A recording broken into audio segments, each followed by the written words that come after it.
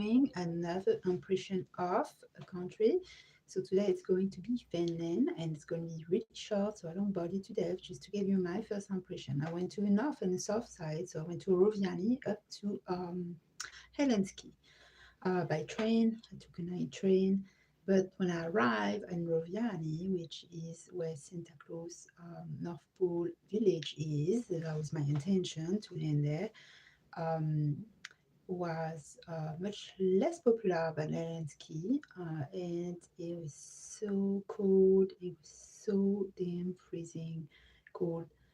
I mean, it was colder than France. It was colder than any place I ever been in my life. I believe I have been in a cold place like Austriche and uh, Denmark and some place in Germany and some place, in the winter where, my God, it's just really cold. But this is my first impression when before we landed. Um, a very very cool thing is that we saw this color in the sky, this bluish, purple, pinkish, uh, kind of wave in the sky, which is those things that I wanted to see in at a specific height when we were on landing track about 20 minutes going down. You could see not only it was dark, so you could see those, and it didn't look like a sunset. I mean, um, yeah, it didn't look like a sunset. It looked very different than that because everybody's seen a sunset. So this is a different experience, and funny enough that I have not seen it after that. So I guess being in that plane at that moment will allow you to see that. So the cool thing is that those right at the end were all very festive and talking about the deers and Santa in the sky for the little kids that were going there for to celebrate Christmas. So they really make it Christmassy and magical for those family and those kids, and that kind of made it really fun and exciting. So after we landed, we saw all the lights.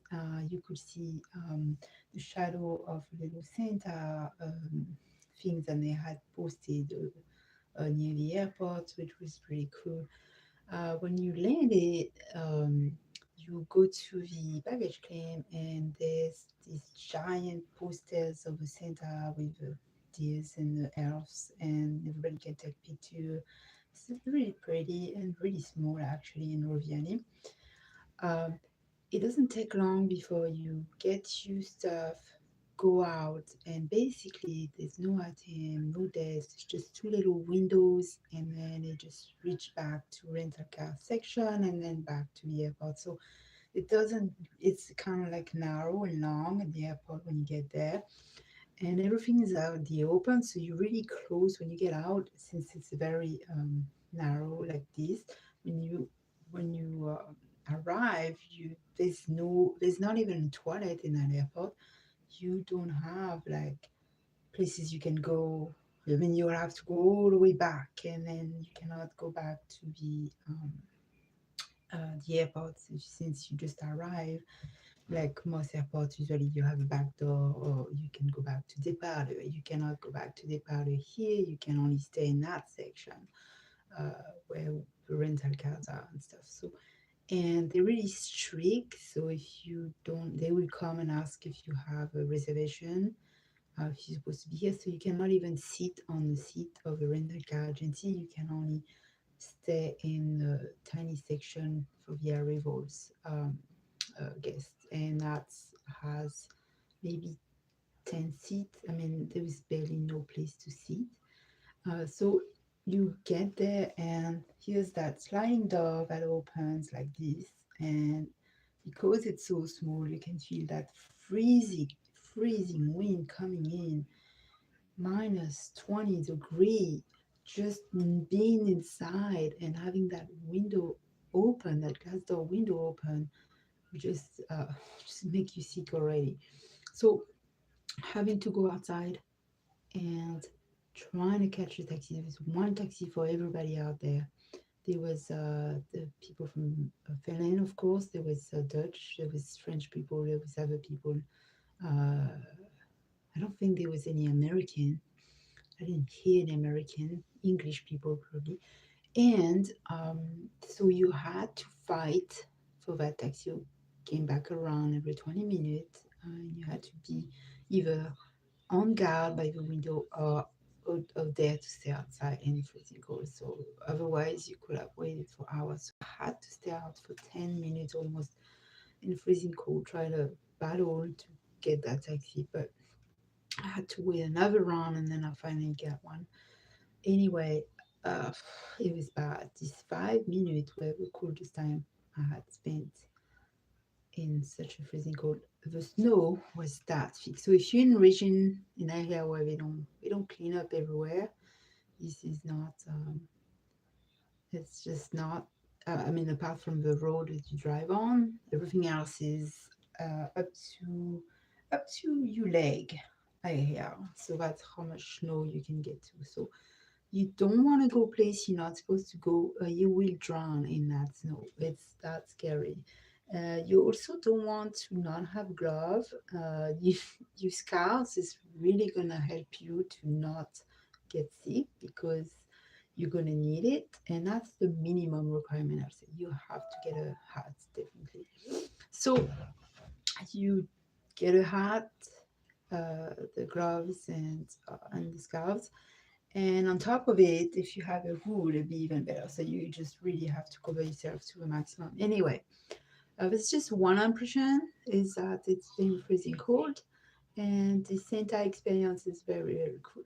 So when you go to that Santa village, okay, impressions for the children, beautiful. It's just there's a little truck with reindeers that goes around.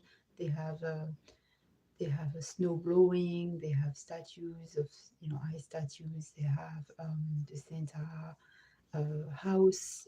There's two shops. One is a really long shop, another shop, but a lot of shops, but shops where you can see the Santa workshop with all the how it's being made and everything. So you go in around. It's only like 5 minutes or 10 minutes, but if you're lucky, like we were, there was no line, so instead of spending an hour in there, I only spent 15 minutes. So you see the shop, and it's not that impressive, but for little kids, I think it's really cool. Um, there's a lot of occasion great pictures, um, but it's lots of store, and every time you go in the store, they just really get you to buy something. There's um, there's a there's a lot of activity you can sign up for. There's the snowmobile. There's the luge, which the little snowboard things you can on, and you can bring your little snow thing and just drag along. And they have a little hill where the kids go down, which that's a lot of fun. So yeah, if you go to those big tourist spots, tons of fun, and you can have tons of fun in the snow as well, around. The cabin, okay, people have told me that if you don't stick around the city, of course, you will pay cheaper, which when you arrive, you're freezing cold, and the cost of the taxi, because they don't have Uber there. Um, I mean, it's just astronomous. So you're like, oh my God, this is a very expensive city. I mean, it's just an expensive country altogether. So you ride, it's going to cost you a night or more, uh, just that alone. So sometime, sometimes people, after all the extra baggage fee they just paid and stuff, and maybe COVID tests you had to do, like me, you just trying to just rest and you're tired, the lines, so you end up trying to go with the shortest distance, but it's not always the best move. But at the time, so anyway, the advice will be for me to do that the first night, stay still, but then after investing, spending a week somewhere further, or just do 2 nights where you want to be at the location, like I wanted to be right there at the shop, at the village, center village, and then move away from there.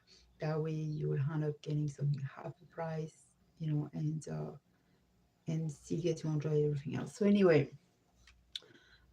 so far, everything was great, but the people, there's some monarchy about the wealthy and the poor, so there's that big division. And one of the guest hosts was telling me there's also a lot of hate and a lot of discrimination, and you feel it's not mainly racial. It's just the poor between the wealthy and also between um, gender identity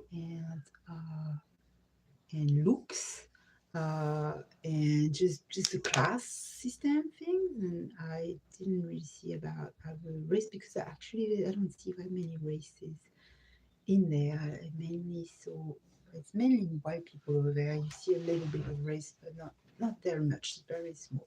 So anyway, um, uh, we stayed in a capsule hotel, which was very cute. It really had everything you needed, and but you have 5 people in your bed. You have a curtain, so it's all closed up. And I was just $25 a night already, just for that. I might be wrong. I think it was 30 just to share. So if you didn't share, it probably was going to be up to 60 at least, and that's very cheap for them. They usually between 80 to 100, which is like wow, like a lot more. Um, and they do have taxes and stuff too, I think. But the tax, like in Europe, they usually included in prices. So anyway, so after a little while, I remember going to a gas station and have a place for food. The food was so expensive. The mentality didn't feel pleasant. That was my impression. The next thing is when I went on, I got a ride from the owner of the hotel to the train station. This guy was really upbeat and friendly and stuff. And there was some people that were like free spirit travelers. Um, uh, but at the train station, the atmosphere was not what I expected. First, it was very cold, but the atmosphere was just kind of low, very low atmosphere. In the train, all the agents and the people, they were just cold, and there was that continuous just coldness between each other, and it was just a really unpleasant vibe all along. It felt really uncomfortable. It didn't feel welcome. It was just cold, and it got to a point to get nasty, and it just didn't. And just how everybody, the staff, the people, I mean, it's just not what I expected at all. Anyway, after I arrived in the big city of Helsinki, um, when I arrived, I just saw a lot of hustling, because kind of like in Saudi Arabia, or in Arabic countries or Turkey, where everybody's trying to get you in a taxi, everybody's trying to buy this, that. Um, so anyway, beautiful. When you get there, everything looks like a giant lampade everywhere, giant luz, giant glass window with like lots of lights and lots of jewelry store, lots of clothing store, lots of everything. But I mean, you see money when you get there. There was the mall right from the train station, and that mall looks so luxurious. It's like wow, where's a mall like this in here? And uh, and everything in the train station around so expensive. Everything. It was like being in Paris all over. So uh, but once you get familiar and you found like local shops like the Lidl and other store, you can find food much cheaper. But I guess that's the impression you get from an outsider perception. Police and guards seems to be around, uh, but they seems to be laid back.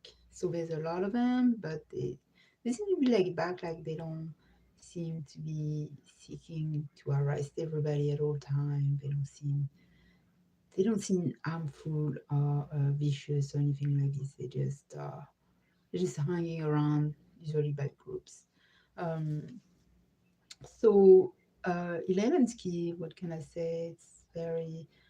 Uh, it's got a lot of beautiful parks, a lot of great museums, statues, just a lot of things to do for tourists, a lot of ski pistes, a lot of indoor ski pistes, a lot of snowmobile. Like, yeah, that's really cool when you do get to do that. I bet there's some beautiful hotels. I only saw in picture, I didn't get to go to those. But if you don't pick the right place, make the mistake to save from distance by ordering advance, like I did, big mistake. You could end up in the worst area not knowing, because if you don't know the area of your environment, you have no idea. By example, when I arrived, it didn't look that bad around. I just saw one or two buildings around, a small little establishment, there's a pool table there.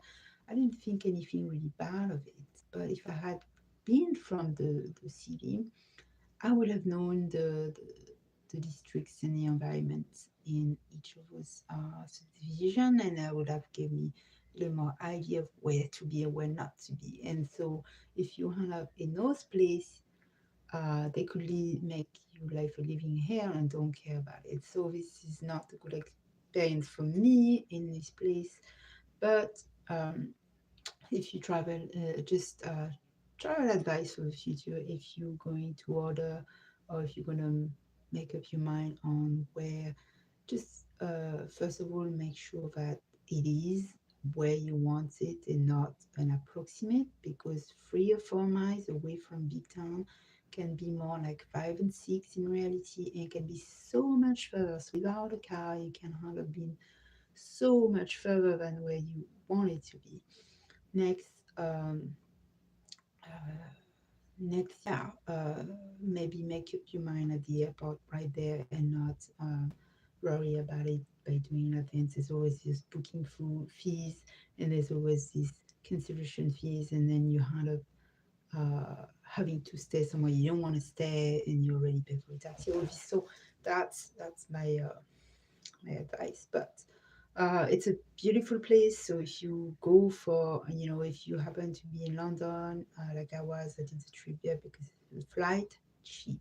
I don't go. I mean, I went on in COVID, so I didn't know how much fee I was going to pay in COVID fees and back and forth. But if you around there, that's worth a trip because it's the flight cost is very cheap.